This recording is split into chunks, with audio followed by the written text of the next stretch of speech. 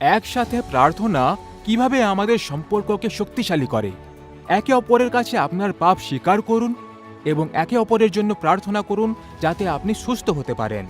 আপনি কি কখনো অন্য লোকেদের সাথে প্রার্থনা করেন? আপনি কি তাদের জন্য প্রার্থনা করার সময় পান? আপনি যার সাথে কথা বলছেন তার সাথে প্রার্থনা করার মাধ্যমে আপনি প্রার্থনার অনুরোধের জবাব দিতে পারেন যখন তারা আপনার কাছে আসে। তাৎক্ষণিক প্রার্থনা অন্য ব্যক্তিকে পবিত্র কথোপকথনে আমন্ত্রণ জানায় এবং আশা করি তাদের জীবনে তাৎক্ষণিক উৎসাহ নিয়ে আসে।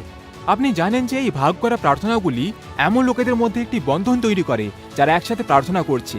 কারণ যখন আমরা একজন বন্ধুর সাথে প্রার্থনা করি তখন আপনি আসলে আপনাদের চিন্তাভাবনা এবং অনুভূতি সম্পর্কে ঈশ্বরের সাথে কথোপকথনে একে অপরকে আমন্ত্রণ জানাচ্ছেন।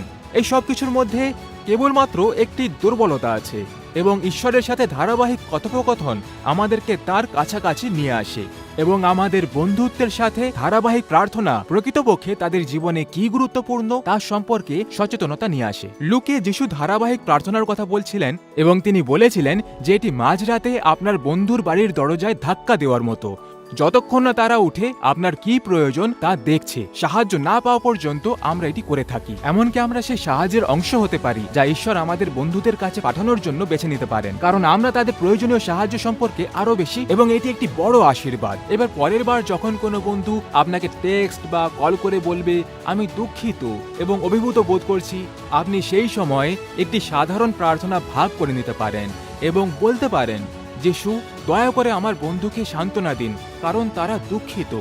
আমি তাদের ভালোবাসি কিন্তু আপনি তাদের বেশি ভালোবাসেন। একসাথে প্রার্থনা করার মাধ্যমে আমরা আমাদের মধ্যে ঈশ্বরের উপস্থিতি স্বীকার করি এবং একে অপরকে তার সত্য, তার আশা এবং যিশুর মাধ্যমে পাওয়া সান্ত্বনার কথা মনে করিয়ে দিই। আমরা একে অপরের সাথে প্রার্থনার মাধ্যমে ঈশ্বরের নিকটবর্তী হওয়ার সাথে সাথে একে অপরের ও আরো কাছাকাছি চলে আসি। কারোর প্রয়োজনে কি আজ আপনি থেমে প্রার্থনা করতে ইচ্ছুক? যান এবং সেই ব্যক্তিকে খুঁজে বের করুন এবং ঈশ্বর আপনাকে শক্তিশালীভাবে ব্যবহার করবেন এবং তার জন্য আপনাকে আশীর্বাদ করবেন। ঈশ্বর আপনার মঙ্গল করুক।